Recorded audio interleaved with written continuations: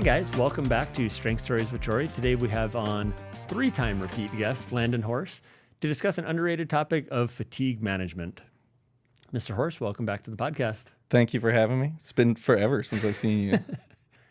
In looking at this on fatigue management, again, it's a topic that probably doesn't get enough covering. I think a lot of people just think more is always the answer in terms of fitness, and then less is always the answer in terms of calories. So Landon and I both came up with our big four. I'm going to handle more the lifting and fitness side of my big four things for fatigue management. You've got your big four on nutrition. So I think we'll just alternate on these. What's your number one for, I guess actually maybe we should even say, when we're talking fatigue management, we're talking recovering between workouts, we're talking having energy throughout the day. Again, it's great to be able to lift heavy weights, do and lose weight, things like that. But we also don't want to feel like shit all the time. We want to actually still feel like a normal person. So, Landon, what's your number one thing to look at for fatigue management from a nutrition perspective? I want to piggyback off of what you said first, which is that I think this is also important for achieving your goals too. Totally, that, if you're not managing your fatigue and you think that just trying your hardest all the time is the way, you're going to come up short on your goals too. And or eventually you just burn out and you just go totally off plan. Yeah. The very first one I have from a nutrition standpoint is, especially for strength training, would be protein. Especially as you're dieting or trying to lose weight, eating fewer calories, you kind of have to prioritize the protein to make sure that you're getting enough. You don't want to go into your next workout under recovered. Then you're just digging the hole deeper, rather than improving. So what would be some potential signs someone would look at to understand whether or not they are deficient in protein? I mean, the first one would just be to track it, and that's, I think that's an eye opener for a lot of people, especially because a lot of people think they eat more protein than they do. Yep. I had 2 eggs for breakfast. Like, that's enough, right? Yeah. Or, we have protein with dinner every night. Yeah. A lot of people do. And I think Americans eat more meat than any other country. Yeah. But we don't necessarily get enough protein still. And so it's not just what you had for dinner. It's also, every meal should have protein. Well, and that would be looking at the source of the protein. Because again, people might say, okay, I have meat, but like you talked in a previous episode about your protein ratio. So yeah, if you're having like sausage or bacon or something like that, that is meat, but per calorie, it's not going to be a great source of protein. Right. Great source of flavor, but probably not a great source of protein. Totally. And just, probably not the healthiest for your heart and things like that too. So how would someone tell from a body perspective? Like, what might they notice that would tell them I'm not getting enough protein beyond just tracking the numbers? So the loss of muscle mass is probably the most worrisome one, and especially with weight loss, which it's worth saying that I work in weight management. And so I do kind of, look at everything through that lens in a sense. But what symptoms might someone notice from like a body perspective of like telling them that they're not getting enough protein in? Right. So, especially with weight loss, your risk of losing muscle mass is a lot higher, which is, the classic sign. If you're not getting enough protein, you're going to feel weaker. Lifts might not be going up like they would normally, or even, regressing on lifts. I'd say it's also probably a good sign then, or a good indicator as well, that someone should be doing beyond just like stepping on your bathroom scale. That's where getting like an actual scan at a gym or a nutrition store can be helpful, because you can see what that muscle mass is, because the scale might be moving down, but we don't know, is that coming from muscle or is that coming from actually just fat loss? Definitely. It's going to help you kind of get around that mindset of the scale messing with you. And I see that so much. I've probably heard 100 times people that have quit going to the gym to lift weights because it was slowing down their weight loss progress, which of course it is. It's illogical. Yeah. And it's a good thing. Yeah, it should be. I like to say that if you're, of course, if you're losing muscle mass and fat mass at the same time, you're going to lose weight faster, but that's not the goal. Well, exactly. You're going to look worse, and no one knows what's on the scale other than like you and your nutritionist. So it's like, who cares what the actual number is? It's like, we care about how we look in the real world. Right. And perform. Yeah. So my number one on the lifting side is going to be volume.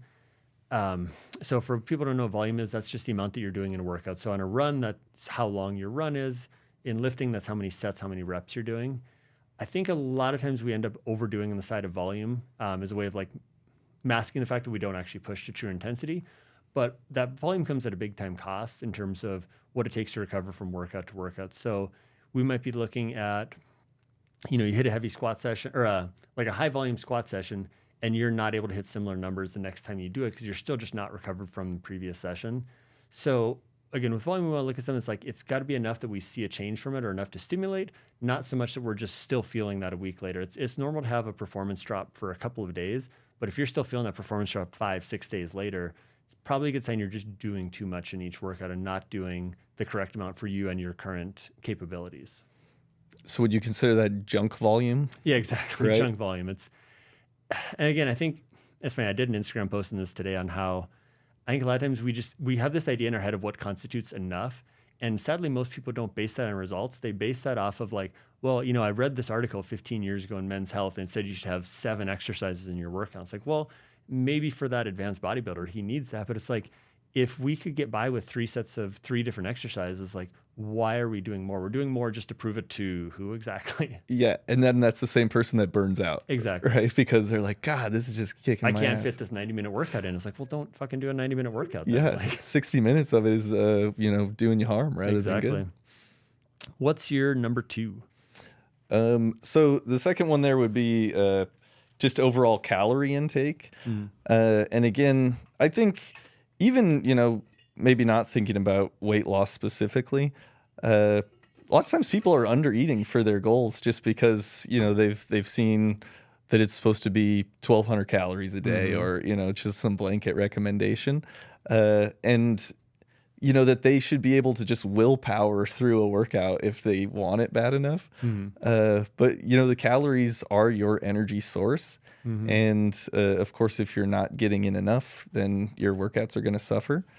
And, a few things there is, one is meal frequency. I think, just that if and this goes back to protein, if you're eating regularly throughout the day, it's just more opportunities to kind of get the right stuff in. And, with calories, I was just reading recently, actually, that if you're trying to even gain weight or gain muscle, the calorie surplus, the amount of extra calories you need is not a whole lot. But, it is above your current needs. Threshold, yeah. And so I still think more than people are eating typically. No, exactly. And like you said, going kind of the meal frequency, and I know it's kind of one of your other main ones, but it's funny how we're surprised when we eat like a massive supper and like have a coffee for lunch, and then like, they nibble on like a donut massive supper, coffee for breakfast, small lunch, and then we're wondering why like our energies are crashing throughout the day versus having like a more stable stream of energy coming in. It's like anything, like the more steady it is, the better you're going to typically feel. Yeah, and there's like a disconnect, I feel. Some people just think that they should feel better or like should just tough it out or, this is what it takes to lose weight. And it's like you're allowed to kind of tweak some of the variables and see if you feel better. For sure. And I do think there's something to like, I think there is a case to be made sometimes to save a little bit of calories for, say, like a slightly bigger supper or things like that. And I think in moderation, that's a healthy thing. But when it becomes like 100-calorie breakfast, 100-calorie lunch, so I can have a 2,000-calorie splurge for supper, it's like, that's probably not the healthiest anymore. And also, you're probably more likely than to even blow past that at supper because you've used so much willpower going throughout the day. Yeah. You just have nothing left for supper. I like to sell that as an advanced strategy. Yeah. Kind of the calorie hoarding or whatever you want to call it. Yeah. But it's like we'll work on that down the road. But right now, let's just try to get a reasonable amount of calories at each meal. Exactly. It's like and again, how you define it depends on the person because you could save a couple hundred extra, and that's probably reasonable. But when it becomes this thing where it's like 80% of your day is all saved for one meal, again, some people could do it and make it work. I don't think it's most people. Yeah. If you have a question whether or not you're the one who can make it work, you're probably not the person. Another thing I see with that too is carbs specifically. People are trying to avoid them so much during the day, or save them for some huge like carb load in the evening. But it's just the worst carbs. It's like a bowl of cereal or something.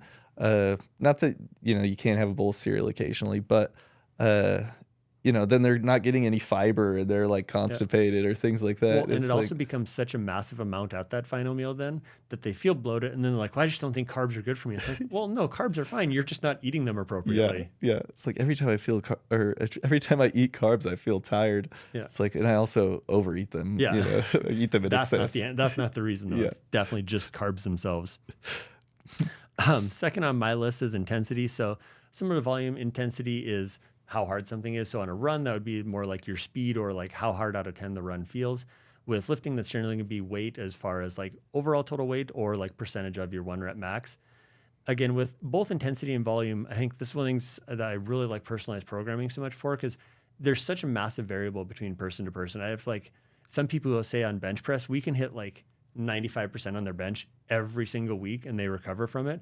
And then I have some people on certain lifts, so say like deadlifts. One of my previous clients, we couldn't go over about 80% for more than 2 to 3 weeks without her back hurting. So it's like if we'd stay the whole cycle, like 16 straight weeks in the 70 to 79% range, and then we just like do 2 to 3 heavy weeks, she'd crush it. She'd add like 30 pounds to her deadlift every time.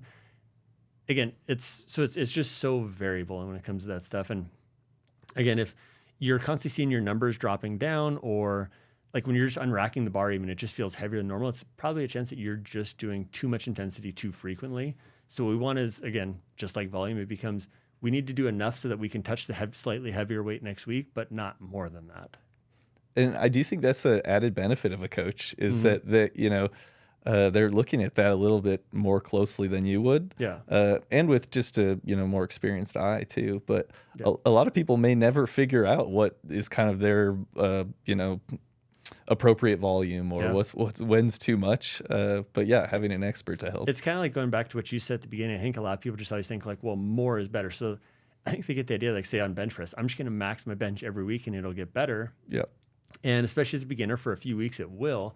And then at a certain point, either your shoulder's pissed off now or you're just not recovering. So it's not even necessarily you're going to get injured, but you're just not recovering. You can't keep gaining every time. And I kind of use the analogy of if you're trying to run your fastest and you had to touch that wall in front of us, you wouldn't start 6 inches from the wall and sprint into it every single time. You need to get some momentum going into it. So if we think of that momentum like in a training cycle of like maybe week 1 is like a 6 out of 10 intensity, week 2 is a 7, then an 8, then a 9. Again, those are all heavy enough weights that it's going to allow us to progress, but it's also not so heavy that we lose all that momentum going into it.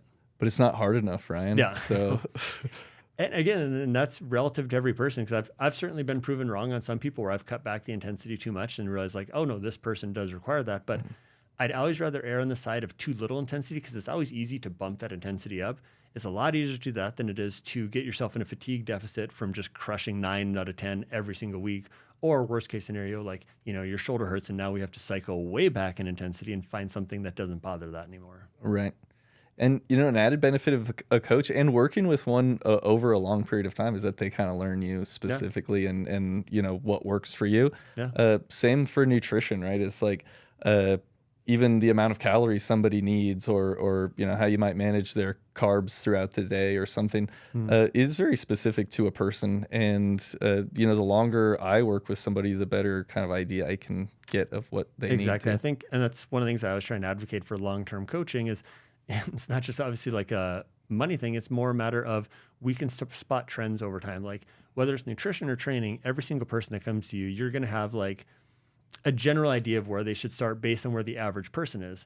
But the longer we start to work with them, the more we realize, oh, this person doesn't respond to that. This person does. And making the little tweaks so that every progressive cycle can get better and better just based off the previous knowledge. Right. And, so it's like I've started hundreds of people in this same spot. And so I know kind of what an appropriate progression is from here. And like you have like a template, like, like a frame of reference. I know everyone's going to do like some version of a squat, some version of a hinge, some version of a push, some version of a pull, but what that looks like is going to vary so wildly from person to person. It's,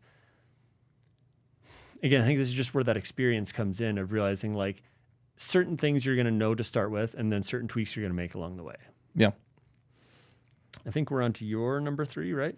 3, which is carbs here. And, which are bad, obviously, as we discussed. And so what we were going to say is to just avoid them entirely.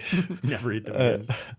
No, carbs, I think, is something that is kind of specific to a person too. And my recommendation is usually that they should scale kind of with your activity level. But yeah, especially if you have strength goals or even endurance goals, carbs play a huge role. And if you're trying to do those and lose weight, you still have to have some carbs in there to kind of make it all work.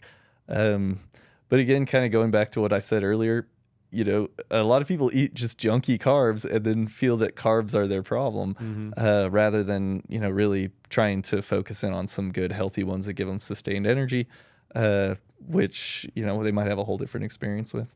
For sure. And it's even because I went through a couple of years there working on some gut stuff where for a while there, I was actually not doing super high fiber because for some reason it just didn't seem to agree with my stomach at the time.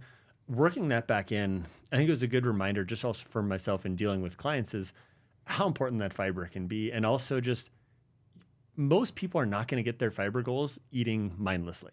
Like most people are not selecting squash and beans as like the primary sources of their food throughout the day. And again, we still want to incorporate fun foods. We still want to incorporate foods that like make you enjoy them. And again, not that you can't enjoy squash and those are foods, but again, unless you're actually tracking, you're probably well lower than that than you actually think you are. Yeah. And I think, fiber is even just a good proxy for kind of the overall health of your diet. For sure. Just an easy kind of quick look, especially, when I'm working with somebody and I can see what they've tracked. If I look at their fiber and the average for the last month is like 3 grams per day, even if they're hitting their protein and their calories right on, we might have to have a talk about what foods are you choosing. Does it take you 30 minutes to poop every day? It's like 3 grams of fiber. Yeah. Oh my gosh, exactly.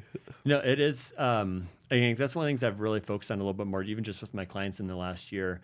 And again, I think it's made a dramatic difference of just how people feel throughout the day, which again gives you more energy, and then you naturally move more, and then you tend to lose more weight. It's like these things are all a domino type effect. Yeah.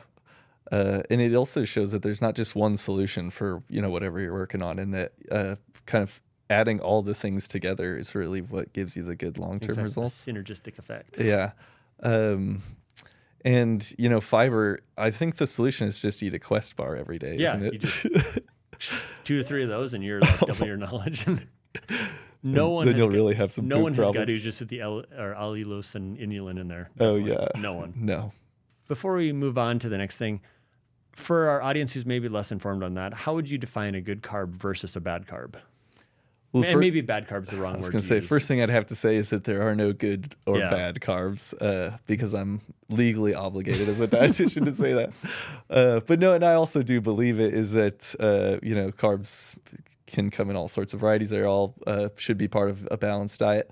But, kind of stemming from the fiber thing there, that's an easy indicator for a lot of, maybe your more nutritious carbs is if they have more fiber. And that's why I think, that kind of avoiding all carbs tends to backfire is that then, when you do finally eat carbs, it's not a high fiber carb. But yeah, some of your more quick digesting carbs, let's put them that way, would maybe be the ones to limit. And those would be, like your sugars, simple carbs, things that are low in fiber, I guess. So when you're dealing with a client who's trying to sit in a calorie deficit, on the higher fiber thing, how do you approach it for the clients who are using foods that are artificially boosted with fibers? Do you still consider that a good choice, or where do you sit on that? That's a good question. And I think a lot of it depends on, how are their symptoms. If they're doing that and still constipated or, having a different issue, then we might have to work on that. And if I'm trying to use fiber as like a general proxy for the healthfulness of their diet, I got to look a little closer because that might, be. So you don't want them to just eat rice all day, but then throw in a bunch of like psyllium husks at the end of the day to just bump those numbers up. Right. Yeah. Unless they try it and it works wonderfully for them, then I might just say go for it. But I think a more balanced approach seems to work for more people. For sure. And that's like we were joking about the Quest bars earlier. Again, if the audience doesn't know, those have 8 grams of fiber, 10 grams of fiber in them. I think it's 20. Good God. Yeah. It's an absurd amount. So it's like made of fiber. again, I think those are all worth trying, but I think it's very much a person by person. So like I can't handle them. Like I do them and it's my body just rejects that I completely. can't even look at them. My wife can have, one every day and it doesn't bother her at all. So again, it's where it comes down to all these things. There's never a blanket statement. I would never tell someone don't try them at all, but it's like try it, but also don't be married to it. Yeah. And if you are having digestive issues, look at some of those things, right? Yeah. Because sometimes people just assume it's like, well, no, that's a healthy thing. It's a protein bar. That can't be my issue. And it's, it is. Well, I think I was kind of guilty of this like 10, 15 years ago of the classic thing like then was just like eat a shit ton of vegetables, like this massive bowl of vegetables, and then wonder why I felt terrible. Yeah. And again, it wasn't that vegetables were bad, but it's like I was just trying to jam through a bunch of stuff to like fill myself up temporarily with that. And it's like, again, that's not how vegetables should be consumed. It's more like you want to get some at every meal, but you're not using this as like a Band-Aid to cover everything. Basically. Yeah, and they are a little more difficult to digest than processed foods. You know? It's a very common, not allergy. What am I trying to say? Intolerance. Yeah. But you're right. And then, don't adopt the attitude that veggies don't agree with you just because you've been eating them, maybe in that way. Or, there's oftentimes more to it. Well, again, I think that's funny enough because I'm just as guilty of this. Like, I think for a while there, I thought like green or cruciferous vegetables were just not good for me because I was having issues with it. And it's like, well, yeah, again, when you eat a thing of kale this big, shocking that your body doesn't want that. Right. Like, Nobody's body's going to No, want like that. Maybe I should just have a moderate size and move on. But I'm glad you learned. That's all part of it. Yeah, it's the experience. My number 3 is frequency. So again, just how frequently we're doing an exercise or a certain cardio modality. Again, frequency is another one that's highly variable depending on person to person. So if we look at, I think bench press is one of the easiest ones to look at. You'll have some people who can only bench press heavy once a week, usually maybe like twice. And then you have particularly small females who can bench 6 times a week and keep making progress. So there's a huge disparity there between what's required for each person. With that, we're kind of looking at, so if we're looking for whether or not we need more frequency, it's more a matter of like how rusty or coordinated you feel. So like if we're hitting a lift and it feels just heavy, that's probably not a sign we need more frequency. But if you're pulling it out and it's been, 4 days since you bench last and it just feels kind of clunky for the first couple reps, that's probably a sign you're someone who might benefit from more frequency. However, again, I think a lot of people also just try and hit everything way too often. They're doing, 7 workouts a week and sometimes 2 a days, and then they're wondering why they're not seeing progress. So it might not be too much overall volume or intensity. It's just that they're just never giving themselves a chance to recover. So by cutting back, and I can't even count how many clients with this where, before training with me, they were training like 6 days a week. I actually just had a girl tell me this today, how she used to do like 6 days a week with no plan or no structure. And like if she missed one workout, she felt super, super guilty about it. Now she trains 3 days a week. She's leaner than she was then. She's way stronger than she was then because she actually has a chance for her body to build off the previous workout. It's not just like finish one and roll right into the next. Yeah. It's kind of hard to talk about these, individually because they're also connected. Yeah. I assume as you increase frequency, you adjust for intensity and things like that too. And, I think another thing with frequency of training is like if you increase your bench press to 5 days a week, you're going to start doing it and it really responds well. That doesn't mean that deadlift's going to be the same way. Exactly. And you probably shouldn't do them at the same time either. If you're going to increase the frequency a lot on one, I'm sure you'd agree that, you might dial back the volume and frequency on other stuff. There's rules of thumbs on all these things. Yeah, it's like deadlift probably responds to the lowest frequency. Bench responds probably to the highest. And not that those are the only 3 lifts. I think those are just 3 really easy examples to place on those, and also because they're probably the coolest lifts. Yeah, and most people know them. Yeah. Is that also related, do you think, just to the kind of recovery that you need for a deadlift versus a bench press? For sure. Right? I'd say, I'd argue there's probably more systemic fatigue, and also just that in general, most people can deadlift more than they can bench press. So hopefully. Just to use like, and since I train mostly females, I'll use a female example of like, so if let's say your max deadlift is 250 and your max bench is 100, obviously 250 pounds is 2.5 times weight. And it's not that it's a 1-to-1 comparison, but it's just going to be more taxing every time you do a max deadlift versus that same 100-pound bench press. And again, it's insane how often I've had female clients who can bench 4 or 5 times a week. And it's almost like, they benched on Tuesday, they come back in on Thursday, and it's like nothing happened. Like they're just as fresh as they were before versus we hit a heavy deadlift session. And if we say overshot it, it might take a couple of weeks to truly get back in that same groove again. And again, this is also why I would advocate for working with a qualified coach who knows where you should be starting and knows how to make these adjustments. And yeah, I think there's kind of now some crossover there with the training and the nutrition part, right? Is that especially if you're trying to lose weight, you might have to adjust your training to, for what the limited amount of calories you're on can help you recover from. Yeah, in general, like if I'm working with someone where we're in a more severe calorie deficit, I will frequently cut a little bit of volume on exercises. And obviously I'm increasing potentially when they're bumping their calories. And yeah, we might just take like 2.5% off of every lift that we'd have normally done, which doesn't seem dramatic, but as over the course of a cycle, that is a lot of additional weight that we're not hitting just because we know their recovery capabilities aren't going to be the same. Yeah. It reminds me of when I was getting ready for that bodybuilding competition, and I, thought deadlifts were the best exercise of all time. So I thought I'll just do them more often. Yeah. So I was deadlifting like 3 times a week and all these really low calories and just destroyed all the time. And I couldn't figure it out. I'm like, I can't imagine why I would be this tired. Well, and this is what they say, how success leaves clues. And there's a reason why you see a lot of professional bodybuilders will cut out certain lifts entirely for like 6 weeks leading into a show, because they just know, they've done this enough years to know they don't recover from that when they're in a super deficit. Right. And, bodybuilding specifically, there's no exercises that you have to do. Exactly, yeah. And so, they kind of cater it to what they can recover from as they get closer. For sure. And I think it's a classic case of like everyone wants everything at once. It's like, well, like I'm going to train for an Ironman and max my bench press, and I'm going to lose 30 pounds, and I'm going to quit smoking. And it's like, not that you can't do all 4 of those, you're not going to do all 4 of them well. Right. If you try to do them all at once. Exactly. There's just a lot more variables to select there. What is your number 4? So my number 4, we originally put meal frequency, but that I feel like we kind of mentioned with protein and calories. And what I really was thinking more so was like, just long-term management of even a calorie deficit. I like to tell people that if you have a lot of weight to lose, specifically thinking of weight loss, you don't want to do it all at once. It's good to maybe do 10%, take a little break, kind of make sure you can maintain that, lose another 10%, make sure you can maintain that. And so, just kind of taking it slower in that sense, and having some planned even breaks or, things like that, allowing for vacations or something like that, allows you to do it over a longer period of time. And that's how you really see the long-term results. So that's preferable to losing the same 20 pounds over and over again? That's the ideal, is to, just yo-yo your 20 pounds.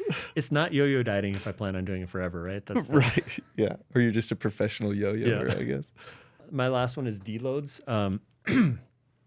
So deload is where we temporarily pull back either volume, intensity, or both, usually for like a week to enable us to continue making further progress. And I think if you had asked me this 8 years ago, I probably would have put that actually as my number 1 for fatigue management.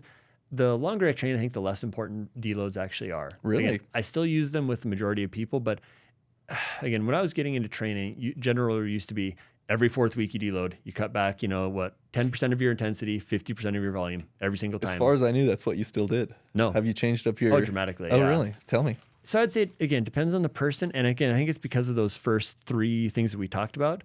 I think if you handle those better, you can get away with a lot more. So, for example, I've also realized that, I should say, partly it's those variables and partially it's realizing which each person you have in front of you. So some people actually get weaker following a deload. So we start to realize like, well, this person, maybe we need to push it out every 5 weeks, 6 weeks, 7 weeks, and they get better because it's more heavy training time and they don't need as many recoveries. So again, some people I have where we still hit a 4th because it's like by that 3rd week, they are tanked and we need it. So it's part of it's a variable by person to person, but again, part of it is managing fatigue and intensity better.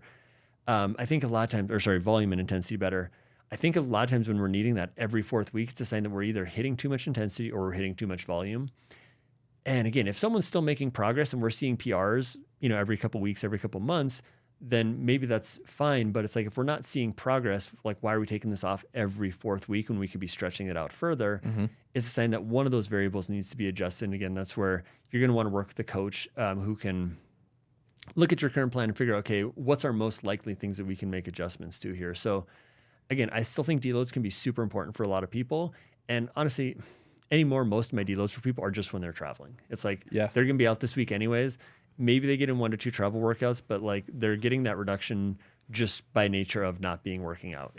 When I was kind of getting more into powerlifting and things like that, I was reading there's this gym, and one of their philosophies is that, they never train over, I think it was 85% maybe, but they also never deload. Yeah. And so their thought was just if they can kind of keep the fatigue down, then they're always training, heavy-ish. Yeah. And, they felt that maximized their results a little bit. Yeah. So I think it also shows that there's just more than one way to do it. Oh, for sure. Yeah. And that's honestly with a lot of my people I use like what's just called wave loading. So trying to give an easy example to like make the sense quickly visually, but if you think of it like maybe week 1 is like 4 and then it's a 5, then it's a 6. And then we come back to a 5 and we 6 go what? Like 6 out of 10 intensity, I guess I would Okay. say. Or well, yeah, let's say pounds here. So we'll say week 1 is like 100 pounds, week 2 is 110, week 3 is 120. Then we come back on week 4 and it's 110, 120, 130. So it still lets us cycle back every little bit. But every 3 weeks or however long your wave is, you finish just a little bit higher than the time before. And that could be 10 pounds, it could be 50 pounds, depending on the strength of the person. What I found by incorporating that, because again, most of our fatigue is going to come from our biggest lifts. So if you're like powerlifting, it's your squat, your bench, and your deadlift. Like stuff like rows and bicep curls, those matter, but not nearly to the same level. So honestly, if we're just cutting back from our main lifts, for some people, that's enough. That's all they need to see to keep getting progress. So something as simple as a wave load allows us to keep making steady progress, but we never have to truly cut back and take like a full-on recovery week. And again, it also depends on the person. That I have some people who genuinely want their recovery weeks. And so it's like, if they feel they respond to it and they're genuinely excited to have their recovery week, awesome, let's use it. But I've also had, just like when I trained, I guess I'll leave her anonymous here. But I had someone she would basically like not listen if I did the recovery weeks anyway. So at a certain point I realized she's not going to do it. Yeah, like we just figured out other ways because to her it didn't feel worth it. So it depends on the person. Well, and there's a psychological aspect to the deload as well, and so you kind of have to read the person a little bit to know how are they going to benefit. Well, it comes back to like you were saying earlier. People think, well, if I take less recovery weeks, I'll get there faster. And again, depending on the person, possibly, but for a lot of people, no, because they just hit a fatigue wall, and then we're just doing the same hits over and over and over again. Right. I think it's an advanced strategy to never deload. Yeah, exactly. It's like you have to know what you're doing. Ironically, it's an advanced strategy, but it's used by that's what I mean. The very unadvanced. Yeah, similar to when we were talking about hoarding your calories. Exactly. Or whatever, right? Yeah. That is my 4, and that is your 4. Any other things you wanted to go over on things people could look at for fatigue management? I guess I would say outside of that is just sleep. Oh yeah, sleep. When we first started talking, I was thinking, we should put sleep on here. Yeah. And it almost feels like that should just be kind of a blanket for all of the training and nutrition. That sleep is the foundation of it. Yeah.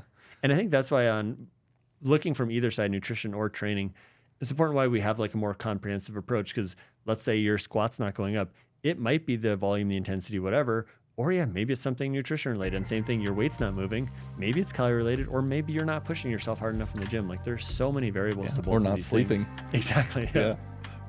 Weird how that works. Awesome. Well, I feel that pretty well summarizes what we had to say today. So we'll see you guys next episode.